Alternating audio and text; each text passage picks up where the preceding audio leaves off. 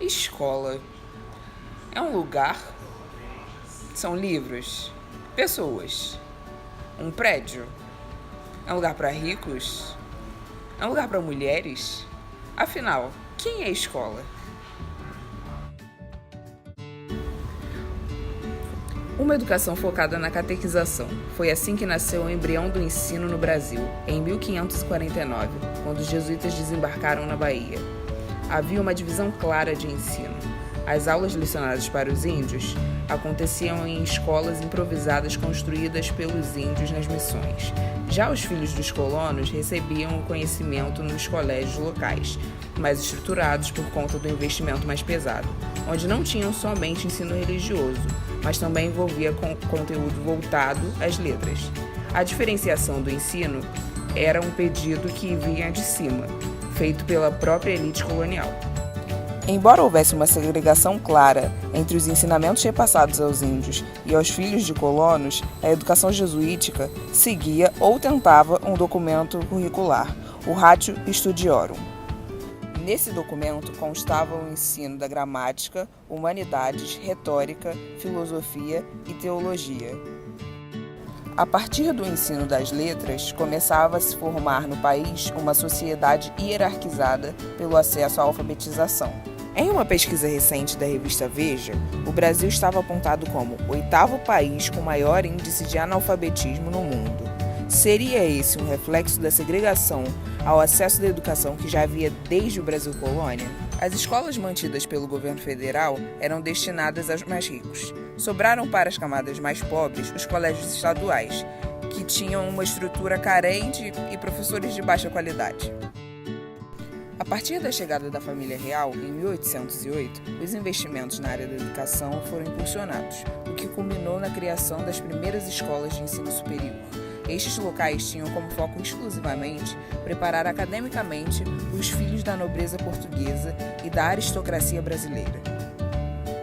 Isso te lembra algo?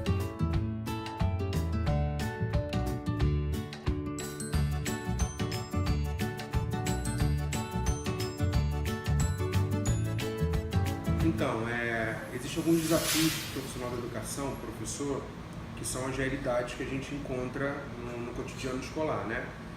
Eu trabalho há 9 anos num projeto social em que a realidade é uma, e em preparatórios particulares que a realidade é totalmente diversa, né? Eu tenho alunos da rede social que vêm de alguns colégios bons e alunos que vêm de escola pública com um ensino defasado, né? Para não dizer que é ruim. Então, esses alunos têm um déficit muito antigo de conteúdo, de base de ensino, e aí a gente, além de aplicar uma nova estrutura que ele tem que aprender para o vestibular, a gente vai tentar sanar essas problemáticas antigas dele. Então, a gente faz um caminho paralelo, a gente tenta lembrar ou trazer o conteúdo para ele e avançar de alguma forma, o que causa um pouco de atraso em relação, isso é no projeto social, que causa um pouco de atraso em relação aos projetos que são mais avançados de particular, que o aluno vem de um ensino com mais qualidade, né, que é um ensino pago, que infelizmente hoje tem uma outra roupagem, né, onde o aluno tem uma carga horária totalmente correta, onde as matérias são divididas, né? Por exemplo, no estado, o profissional de português ele tem que aplicar 5 tempos e nesses 5 ou 6 tempos ele tem que dividir em produção textual, literatura e português. E isso fica a cargo do professor. Já no colégio particular, o professor tem 4 tempos de gramática, 2 tempos de literatura, mais 2 tempos de redação.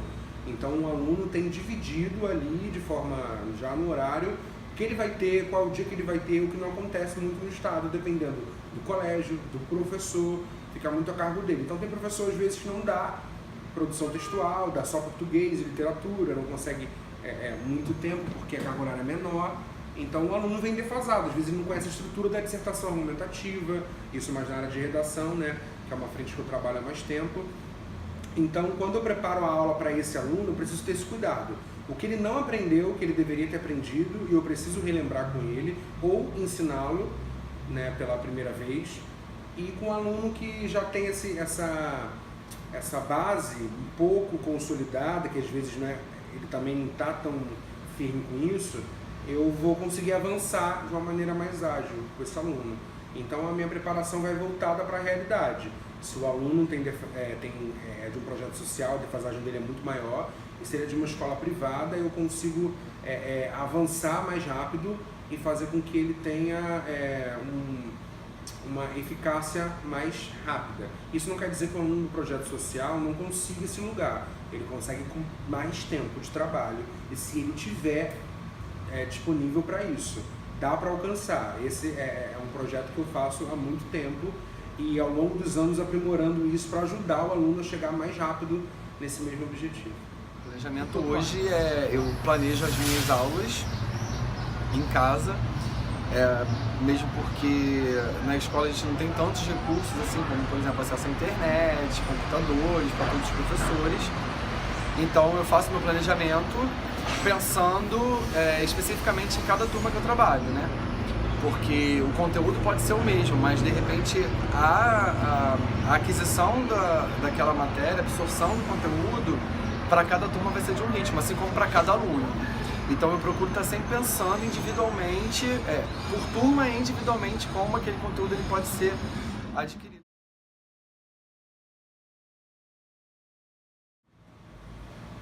Então, a escola pública é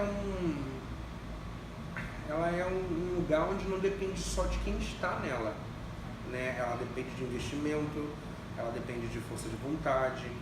É nítido que a má distribuição financeira, o pouco rendimento mensal que é destinado aos professores desmotiva ao longo dos anos muitos professores, né? Eu trabalho num projeto numa escola pública que é nítido você ver desmotivação no olhar dos professores, que estão ali para cumprir o horário, né, e fazer com que aquilo aconteça, porque também depende. Você trabalha numa escola de difícil acesso, de criminalidade, de violência, e não tem o que fazer também. A culpa não é do professor, entendeu? A culpa é de toda uma situação social. Se você dá aula no colégio estadual do centro da cidade, é diferente de você dar aula no colégio dentro de uma comunidade. A realidade é outra, é totalmente diferente.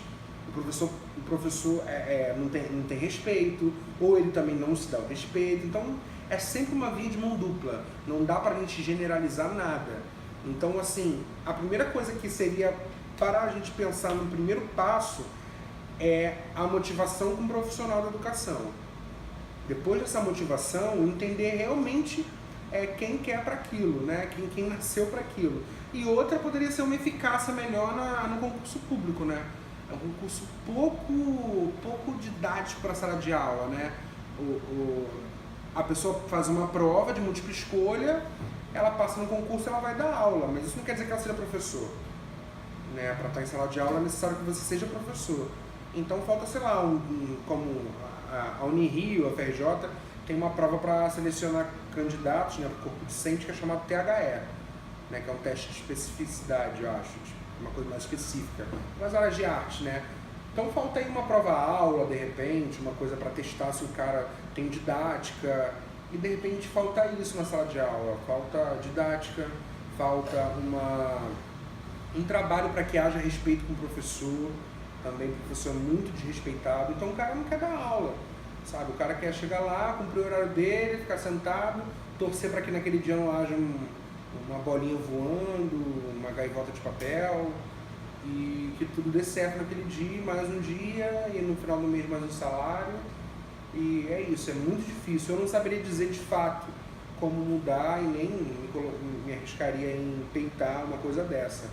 Mas eu diria que motivar é sempre um grande passo. Então, se nada der certo, a motivação já é um grande caminho.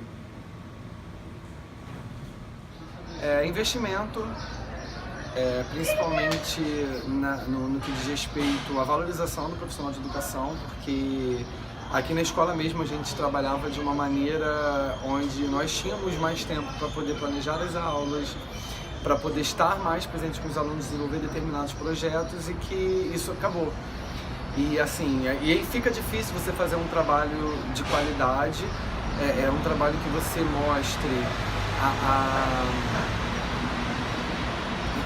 a questão mesmo da socialização, a questão até própria, o próprio conteúdo em si, por falta de tempo para você poder planejar, né? Porque você não tem um investimento adequado para a educação. E também na questão da infraestrutura, né? Que é o principal, como acesso à internet, porque o mundo hoje é muito tecnológico, as pessoas têm acesso à informação assim, a todo momento. E então eu acredito que a tecnologia ela pode ser usada ao nosso favor. O problema é você ter estrutura para isso, né? Muitas vezes nós não temos.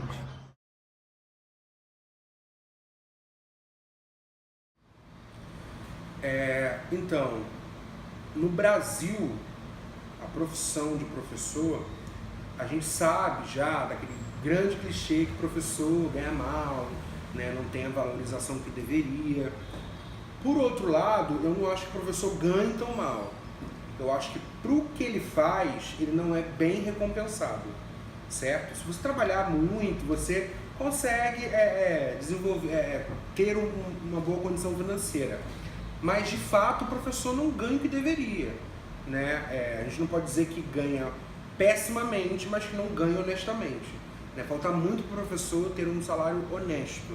Acho que a palavra certa é honesto, né? Porque ele faz, porque ele se dedica, né? A gente tem professor universitário que ganha R$8.000 depois de ter doutorado, né?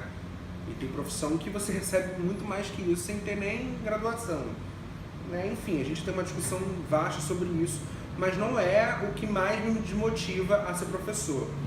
O que mais me desmotiva a ser professor hoje é a primeira falta de estrutura que a gente tem para trabalhar, né? Seja no público ou em algumas unidades particulares, privadas, né? Não as que eu trabalho, nem as que eu vou trabalhar, eu digo no geral no Brasil. Não estou falando por experiência minha, estou falando por experiência de pessoas com mais bagagem do que eu. Eu tenho 10 anos de sala de aula, né? Tem gente que tem 30, 40 e já passaram por muita coisa que eu ainda estou começando a ver, né? O que mais me desmotiva, né, de fato, a ser professor é a falta de compaixão, né, que se tem pelo professor. Hoje é muito difícil você ter orgulho de dizer, né, eu sou professor, né? Parece que você assim, aquele ali é como se fosse a falta de opção. Não tenho que estudar, você vai ser professor, né? O Brasil sucateou tanto a profissão, o professor, que hoje você tá numa roda de amigos e diz que a professor ok, que deu pra fazer, né? Como se o professor fosse a última escolha do pacote, a última bolacha do pacote, né? É isso que mais me desmotiva, mas a contrapartida é quando a gente tem talento e vocação, né? É vocação seguida de talento, de vontade, é amar o que faz. Eu hoje, lógico, eu fico cansado, mas não há um dia que eu levante que eu tenha que trabalhar de fato. Eu acordo e vou dar minha aula, que é a coisa que eu mais gosto de fazer. Óbvio, eu me canso porque eu trabalho muito, às vezes eu trabalho 3 turnos por dia, mas foi o que eu escolhi pra mim. Não é um trabalho totalmente braçal, é um trabalho mais mental, né? Então eu estudei para isso, eu lido bem com os meus alunos. Depois de um tempo de aprendizagem, eu entrei num lugar onde eu consigo de alguma forma conquistar os meus alunos, gostar deles, motivá-los a estarem na sala de aula. Quando eu dou aula para preparatório, eu ao mesmo tempo que eu dou aula, eu tento motivá-los a fazer o vestibular, inclusive num projeto social. Então é isso que me motiva. O que me motiva é a troca. Ser professor é estar na troca diariamente. É aprender todo dia com o aluno, com a vida daquele aluno, com a condição daquele aluno, com a dificuldade que aquele aluno tem em aprender, e a você se desafiar, se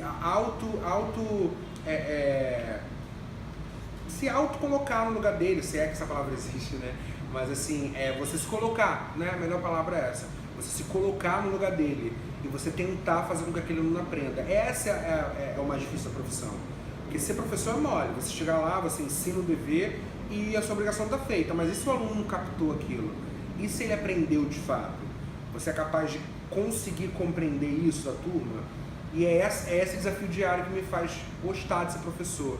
é que eu nunca vou estar parado, eu vou trabalhar em vários lugares no mesmo dia, eu vou ter várias pessoas em contato comigo ao mesmo tempo, eu não aguentaria trabalhar no escritório sentado 8 horas por dia, fazendo a mesma coisa todo dia. Então a profissão de professor me dá essa possibilidade de estar em vários lugares, de fazer várias matérias durante um ano, por mais que ela se repita no outro ano, mas aí eu vou tentar de forma diferente fazer.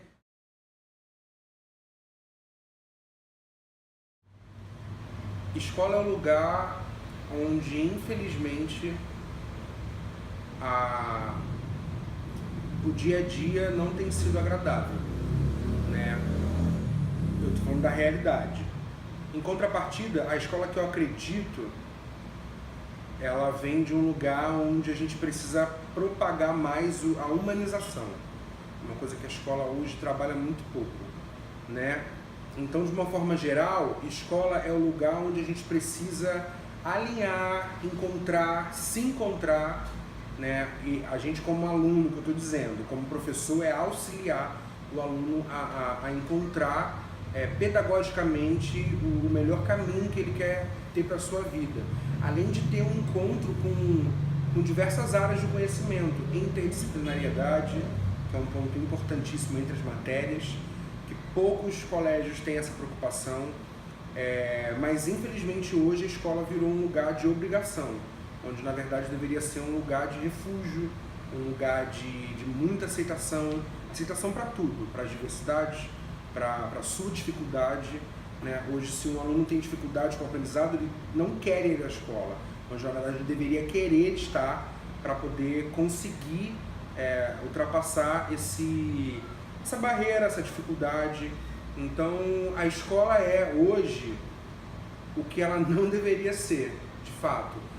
Porém, a gente tem alguns lugares onde essa realidade é diferente. Ainda há esperança para a escola, mas infelizmente, como eu já disse no início, a escola não tem sido o melhor lugar para se estar, né? As pessoas veem a escola hoje como um martírio, né? Onde você precisa passar só para dizer que você terminou o colegial e viu que você consegue ser da vida, não mais uma satisfação. Não há tanta satisfação em estar na escola. E acho que como professor eu tenho que tentar trazer essa ambientação para a escola, para que eu consiga conquistar o meu aluno, conquistar os meus colegas de classe, de escola, para que eles tenham mais vontade de acordar cedo, ou ir para a escola à tarde, ou ir à noite, para onde ele tem que estudar.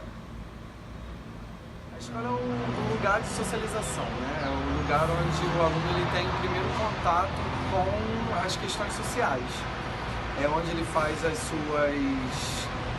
os seus links sociais, é onde ele tem a oportunidade de interagir com outras pessoas de diferentes culturas, pessoas de diferentes formações e também de aprendizado, né? Mas com um significado muito mais amplo do que apenas conteudista. A escola utopicamente, né? Na verdade eu não diria utopicamente, mas o que eu sinto, né? Ou o que eu acredito como escola, são pessoas que acreditam umas nas outras e caminham juntas com o mesmo propósito, com um objetivo. Às vezes a gente não consegue, né, que escola de fato seja essa representação, né? Mas assim, eu ainda creio que isso é possível, né? Dentro da estrutura que nós temos, mesmo sendo uma estrutura deficitária, uma estrutura complexa dentro da pós-modernidade, as pessoas estão muito esquecidas, né? Do que seja comunhão, compaixão, né? Educação de fato, né? Auxílio ao outro, oferta ao outro do seu melhor. As pessoas estão esquecidas disso, mas eu ainda acredito que é possível. Falamos muito sobre quem é escola, mas pra gente, quem é escola? E pra vocês, o que é escola? A escola, quando você se fala de escola, a primeira palavra que você vem na cabeça é aprendizado, né, velho? Você vem na cabeça aprendizado, seja no âmbito social, no âmbito de área profissional. É como se fosse literalmente uma mini vida, né? Você tem Perfeito. Você tem pessoas populares, pessoas não populares, você tem os atletas, você tem as pessoas que são inteligentes, você já tem, mesmo pequeno, né, num período de formação, você tem um primeiro contato com a que seria a vida adulta, né? É uma mini-vida mesmo, a melhor definição que eu pude encontrar. É verdade. Quem é o melhor aluno? Quem é o melhor aluno? Qual é a melhor turma? Qual é a melhor turma? Na verdade, na minha escola se competiu pra quem era a pior turma. É. Verdade. Sempre a pior, os piores. É verdade. Sim, os piores. Nossa, a gente foi dos Pô, na piores, escola ser os piores é legal, às É vezes. verdade, é verdade. Maneiro. Aí tinha hora Você que vai fazia contra o uma sistema. Geral, no fundo, concordo com isso. Acho que a escola é um ambiente, tá ligado? Que deveria proporcionar a igualdade da sociedade. A escola é onde nasce qualquer pessoa, tá ligado? A pessoa nasce na escola e passa boa parte da vida dela, tá ligado? Às vezes até metade da vida, ou bem mais que isso. Então, mano, deveria ser um ambiente de igualdade, tá ligado? Coisa que não é hoje em dia. Mas se fosse, construir uma sociedade muito mais igualitária, tá ligado? Então acho que a escola é a base. E pra você, quem é a escola?